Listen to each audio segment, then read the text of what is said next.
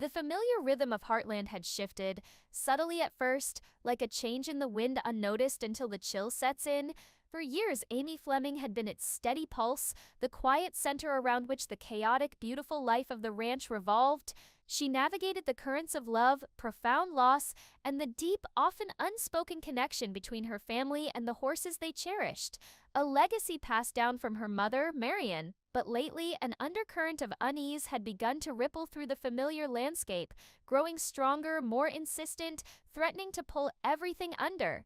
It wasn't one single event, but an accumulation of small, unsettling moments that frayed the edges of normalcy. A gate to a pasture found inexplicably open overnight, sensitive horses spooking violently at shadows only they seemed to perceive, a persistent, unnerving feeling of being watched when she was alone in the sprawling fields or walking back from the barn after dusk.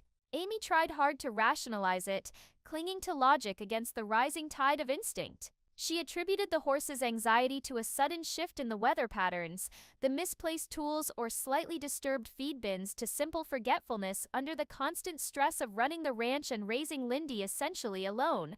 Life after Ty's sudden shattering death was a constant state of adjustment, a vast, altered landscape she was still learning to navigate, while keeping the heart of the ranch beating for her daughter, for her family, for herself. She'd faced devastating challenges before, heartbreak that felt insurmountable, losses that carved deep lines into her soul, yet this felt different. It wasn't the sharp, aching pain of grief, it was colder, more insidious, less like a wound, more like a gathering storm just beyond the familiar horizon, something unseen building immense pressure, waiting to break.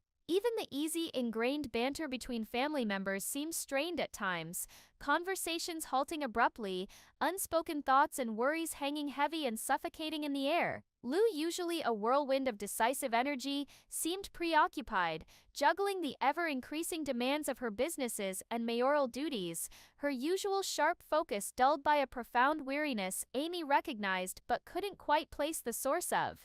Peter, during his visits, seemed distant, withdrawn, a quiet worry etched onto his features that he consistently brushed off whenever Amy gently probed. And even Jack, her grandfather, her steadfast anchor and the bedrock of Heartland, seemed quieter than usual, his gaze often drifting towards the distant, imposing mountains, a familiar melancholy shadowing his eyes that mirrored her own fear, but felt deeper, older, rooted in something she didn't understand. Was it merely the oppressive weight of memory, the undeniable ghost of Ty's absence still palpable, still raw in every corner of the ranch they had built together? Or was something else stirring beneath the surface, something older, darker, from the past refusing to stay buried? Amy relentlessly pushed the intrusive thoughts away, pouring every ounce of her energy into the horses needing her help, into Lindy's bright laughter, into the familiar grounding routines that had always been her solace and salvation. But the feeling lingered persistently, a cold, tightening knot in her stomach, whispering insidious doubts that the fragile peace she'd fought so desperately to rebuild was far more precarious than she knew.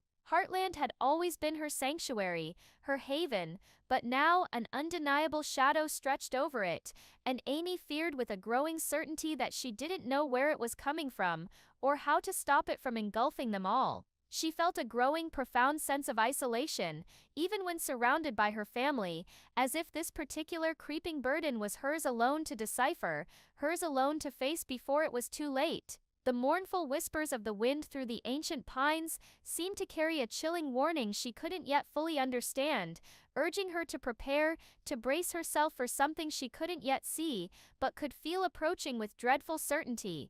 The vague creeping sense of unease began to solidify, hardening into something more concrete, more chilling, impossible to ignore or explain away. It started escalating beyond easily dismissible incidents into small, deliberate disruptions. Crucial deliveries meant for Heartland going missing from the drop-off point, sections of fencing tampered with overnight in ways that suggested malicious intent rather than simple wear, things that could almost be passed off as accidents or random local mischief, yet felt disturbingly targeted. Amy found herself obsessively double-checking locks she hadn't thought about in years, her senses perpetually on high alert, the familiar, comforting embrace of the ranch replaced by a prickling, constant awareness of its vulnerability, its exposure. Then came the phone calls, adding a layer of direct psychological pressure. They weren't frequent, perhaps only 2 or 3 over a couple of weeks, but they were deeply unsettling. Sometimes just unnerving silence crackled on the other end when she answered, amplifying the isolation. Other times, a distorted, electronically altered voice would utter cryptic, menacing phrases. Some debts don't get forgiven down here, or the past always finds you, Fleming.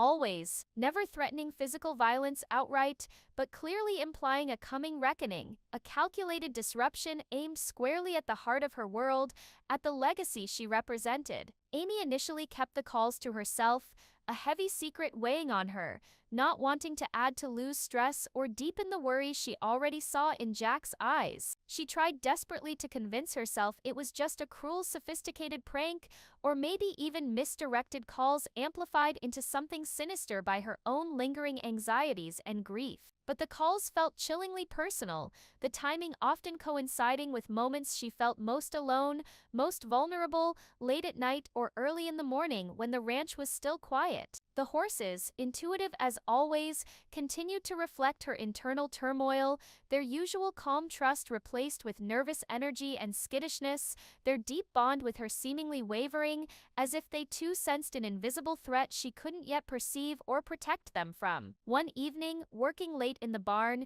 seeking refuge and clarity in the familiar, grounding scent of hay and horses, she heard a distinct, unfamiliar noise outside, the slow crunch of gravel under tires on the main drive.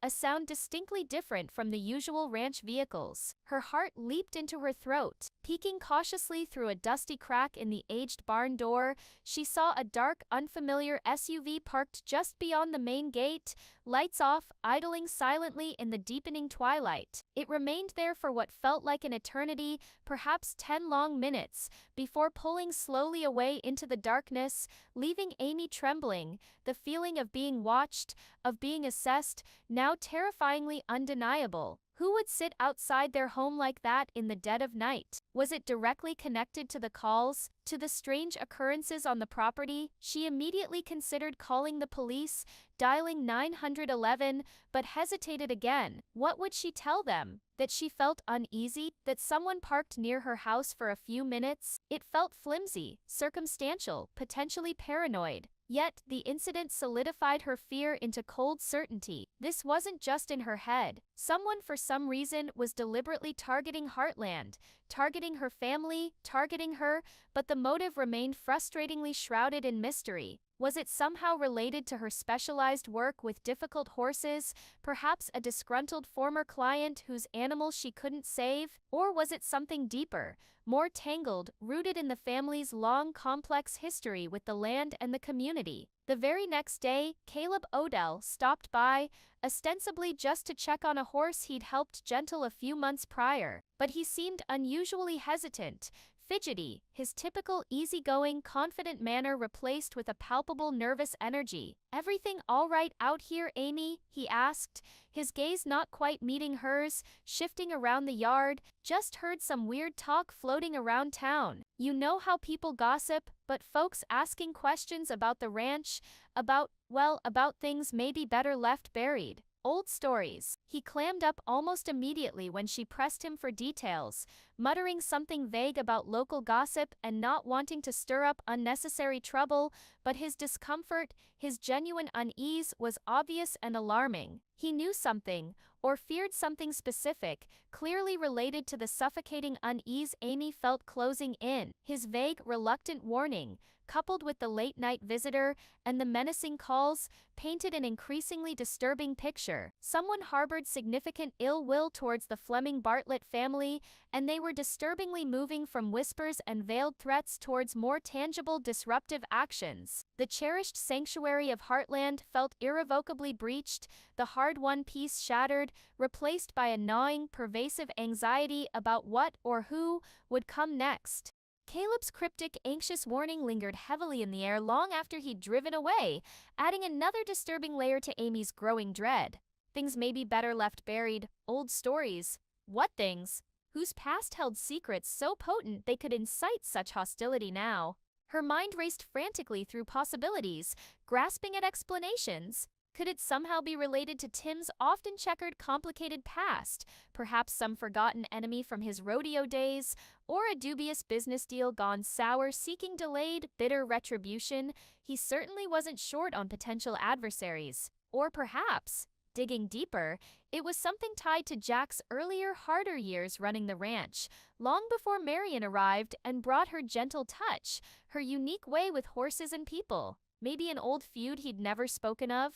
The idea that the current threat might stem from within her own family's hidden history, from painful secrets even she, who thought she knew Heartland inside and out, didn't know, was profoundly unsettling, shaking her sense of foundation. She decided with firm resolve that she couldn't keep the full weight of it to herself any longer. The isolation was becoming unbearable, counterproductive. Gathering Lou and Jack in the familiar comforting warmth of the farmhouse kitchen, the place where generations of family crises, joys, and sorrows had been discussed over countless cups of coffee, she laid out her fears, piece by painstaking piece, the menacing calls, the escalating unsettling incidents on the property, the dark SUV parked outside the gate, and finally, Caleb's hesitant, fearful words. Lou reacted with immediate, fierce concern, her protective sisterly instincts and mayoral sense of order kicking into high gear, immediately suggesting practical security measures, cameras, better lighting, contacting the local police detachment officially, filing a report. But Jack, after his initial shock, was quieter, his expression deeply troubled, thoughtful, his gaze distant as if searching through decades of memory. Caleb said, "Things better left buried," he repeated slowly, thoughtfully, rubbing his temples as if trying to soothe a sudden headache. That could mean almost anything around here, Amy. Could be old land grudges from generations back, forgotten water rights disputes. This valley has a long, sometimes bitter memory. People held on to things. He didn't elaborate immediately, didn't offer a specific name or incident, but Amy sensed a distinct flicker of troubled recognition in his eyes, a hint that Caleb's specific phrasing might have struck a particular resonant chord related to the ranch's deeper history, perhaps something even preceding Marion's time there, something buried in Bartlett family lore. He spoke then of old disputes, neighboring families long gone from the area, disagreements over unmarked boundaries, or shared resources that sometimes turned unexpectedly bitter, festering for years decades ago. It all felt distant, like ancient history, yet Jack's palpable unease made it feel suddenly frighteningly relevant. He admitted, reluctantly, that running a ranch, especially one as large and established as Heartland, inevitably created friction and occasional conflict over the many years, though he couldn't immediately pinpoint any specific unresolved feud that felt potent or personal enough to warrant this kind of targeted, escalating harassment now. The conversation subtly shifted the focus, the weight of suspicion, while the threat still felt intensely personal to Amy, aimed at her stability and peace. Perhaps its tangled roots were older, deeper, entangled in the very land itself and the complex histories of the generations who had worked it, loved it, and fought over it. That night, sleep completely elusive, Amy found herself drawn almost unconsciously to the old carved wooden chest in the attic containing Marion's keepsakes, a repository of memories she rarely visited anymore. Sifting through familiar photos, pressed flowers, and letters tied with faded ribbon, she found a small, unassuming, locked diary tucked beneath a folded blanket, one she hadn't seen or noticed before. It wasn't Marion's usual well-worn journal chronicling her work with horses. The lock was simple, tarnished, easily picked with a hairpin. Inside, the entries were sparse, written in Marion's familiar hand, but dated from years before Amy was even born, detailing Marion's challenging early struggles taking over the ranch after her own parents, her deep anxieties about finances, making ends meet, and fleeting, frustratingly vague references to a difficult neighbor causing problems, and ongoing boundary disagreements that clearly caused her significant stress and sleepless nights. No names were mentioned, no concrete specifics given that Amy could latch onto, but it added a crucial validating piece to the fragmented puzzle Jack had alluded to. Marion, too, had faced hidden pressures and conflicts related to the ranch, pressures she apparently chose to keep hidden from her family, even from Jack perhaps. Could this current, escalating threat be a direct, malignant echo of those unresolved past struggles? Was someone or their descendants holding on to a decades-old grudge, nursing it in secret, now aiming it squarely at Marion's daughter, the inheritor of the land and its legacy? The diary offered no easy answers, only more complex, worrying questions, deepening the unsettling sense that Heartland's peaceful, idyllic facade hid older, perhaps darker, unresolved undercurrents. The storm closing in wasn't just about her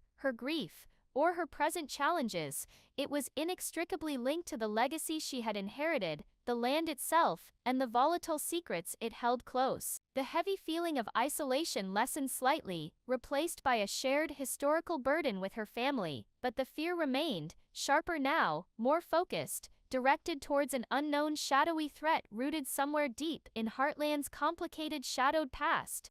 The discovery of Marion's old diary, with its guarded, veiled references to past troubles and unnamed adversaries, solidified the unsettling feeling that the current disturbances were not random acts of vandalism or harassment, but deliberate, calculated echoes of long-dormant, unresolved conflicts. Jack, visibly disturbed by Amy sharing the diary entries and the implications they held, began carefully, discreetly probing old contacts in the community, retired ranchers and longtime neighbors, trying to gently unearth information about the difficult neighbor Marion had alluded to all those years ago. He recalled faded memories, fragmented stories passed down, of contentious disputes over grazing rights on shared crown land and contested water access from the creek during drought years.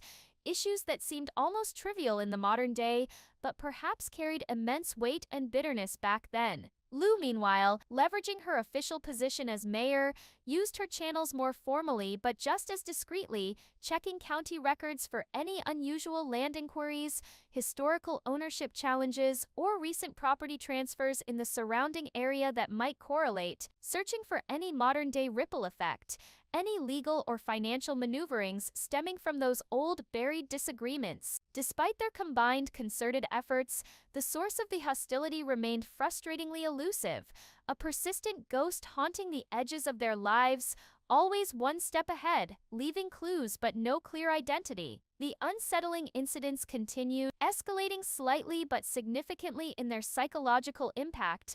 A deliberately cut section of fence, not just near the road but deep within the property, allowing a few valuable horses to wander dangerously close to rough terrain. A large delivery of expensive specialized feed found mysteriously contaminated with a substance that could have been harmful, forcing Amy to discard the entire costly batch. These weren't random acts anymore. They required intimate knowledge of the ranch's layout, its routines, its vulnerabilities, suggesting chillingly that the perpetrator wasn't a complete stranger, perhaps someone who had been there before, someone familiar with their lives. The oppressive feeling of being watched intensified, shadows seeming to linger longer in the periphery, the familiar sounds of the ranch, the wind, the creak of the barnwood, carrying imagined whispers that felt like tangible threats. One tense afternoon, while riding out alone to check the repaired fence line near the old, disputed northern boundary, an area Jack had confirmed was historically subject to minor but persistent disputes generations ago, Amy found something calculated and deeply disturbing. Tied securely to a weathered fence post, almost hidden unless you were looking closely, was a small, old weathered leather pouch, the kind sometimes used for carrying small horse tack or personal items. Inside wasn't tack, but a single, faded black and white photograph that made her breath catch in her throat. It showed a much younger Marion, perhaps barely out of her teens, standing stiffly beside an unfamiliar man Amy had never seen before, near that very same boundary line marker visible in the background. They weren't smiling. The atmosphere captured in the old photograph felt palpably tense, almost confrontational. On the back, scrawled in faded, spidery ink, were the chilling words, "Some lines shouldn't be crossed, some debts remain." Amy's blood ran cold. This wasn't just about land anymore, or old grudges. This was intensely personal, deliberately and directly linking the current threat to her own mother and a specific seemingly unresolved conflict from her hidden past. Who was this unknown man? What debt remained after all these years? The pouch, the photograph, placed deliberately where she, specifically, would eventually find it during her checks. It was a direct, unmistakable message, a calculated, cruel move, designed to instill maximum fear and crippling uncertainty. Shaken to her core, she raced back to the ranch, the disturbing photograph clutched tightly in her hand, her mind reeling. Showing it immediately to Jack, she saw more than just a flicker of troubled recognition in his eyes this time. It was deeper, though he still couldn't immediately place the man's name or specific context.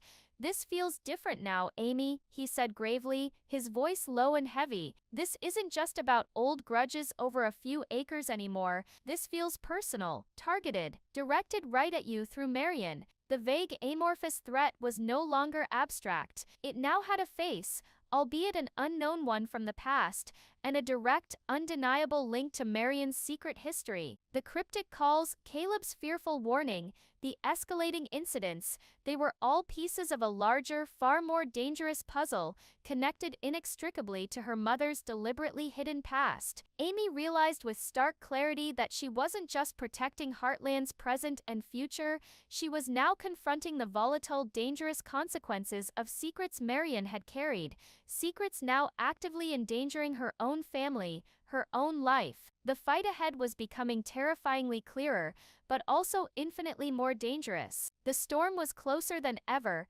practically overhead, and Amy understood with chilling certainty that weathering it, surviving it, would require uncovering the full painful truth of Marion's past, no matter how difficult, before that past violently consumed them all. The weight wasn't just hers anymore, shared now with Jack and Lou, but the path forward felt fraught with hidden dangers, tripwires laid decades ago, tied directly to the complicated legacy she fought so hard every day to protect and uphold.